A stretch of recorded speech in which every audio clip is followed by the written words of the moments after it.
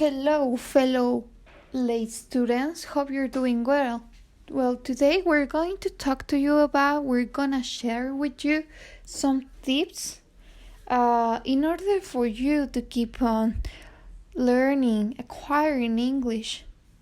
So, the first one, be aware of contrasting English, which is your target language, with Spanish, which is your native language. During your process of learning English, you will try to understand many rules of English by comparing it to your mother tongue, whether it is Spanish or another one.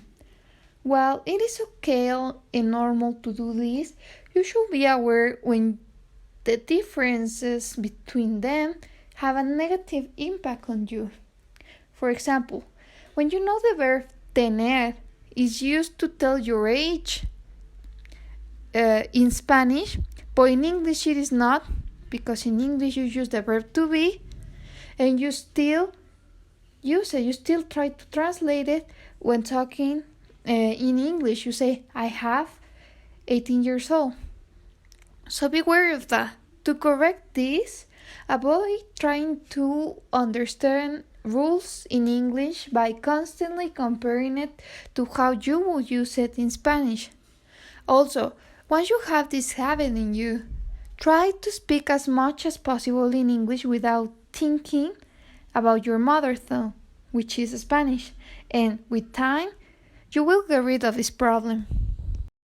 The second tip we have for you is beware of specific mistakes that you are not aware of when speaking. Sometimes we make specific mistakes in pronunciation or grammar without being aware that we have the habit of making them. To correct them, you can record yourself talking about anything you want and then hear your audio in order to detect those mistakes.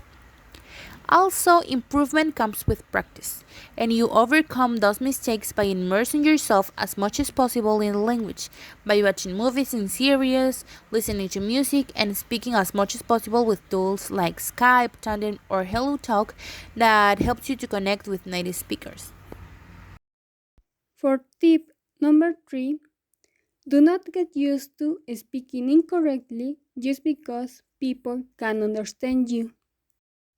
You will realize that even though you make mistakes when speaking and you are aware of those mistakes, people will still understand you, even native speakers. And that can make you believe that it is okay to make mistakes because people will still understand you. While at some point this is true, the mistakes that you make at a certain level will later on affect your learning process as you move to a higher level, and most definitely you won't achieve a good level of English. To correct this, try to practice as much as possible with native speakers. Use tools like Skype, Tandem, or HelloTalk, and ask them to correct you as much as possible. Also, you can ask your English teacher to correct you as much as possible because sometimes they don't correct to not hurt your feelings. Do not get frustrated if you feel you are being corrected too much. It is part of the process, and if you do know you are saying something wrong, try to practice as much as possible with the correct way of saying things in order for you to get rid of this bad habit.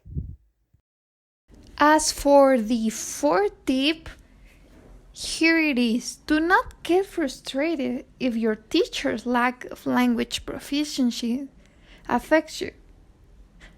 It is very common for English teachers to make mistakes when talking or writing in English, especially those who are not native speakers of English. You will realize that this can affect your learning process, but don't worry. You don't have that you won't have that same English teacher forever. Later on, other teachers will help you to get rid of those errors that you got from your teacher. What you can do is once you have identified that you have an error that you got from a teacher, you can research for exercises on that topic, or you can ask your new teacher to help you in order to improve. Do not get frustrated. Everyone makes mistakes, and some are more difficult to get rid of than others. A good way to improve is to immerse yourself in the language by speaking and listening as much as you can. With time, it will get better. And finally, beware of overly using the grammar rules you learn. It is completely normal to learn a new grammatical rule in English and to apply it to things that should not be applied to. For example, you learn the rule ed at the end of the verbs and try to apply it to all kinds of verbs to learn it, but you are not taking into consideration other verbs where the rule is not applied, which are the irregular verbs. This is completely normal to happen to anyone learning English. And a way to overcome it is by asking the teacher for exceptions to the rule when you are learning it. Also, sometimes it is necessary for you to go through this stage of overgeneralizing a rule in order for you to actually learn, when applying it, that there are exceptions to the rule. And that's it. Good luck and enjoy your process of learning.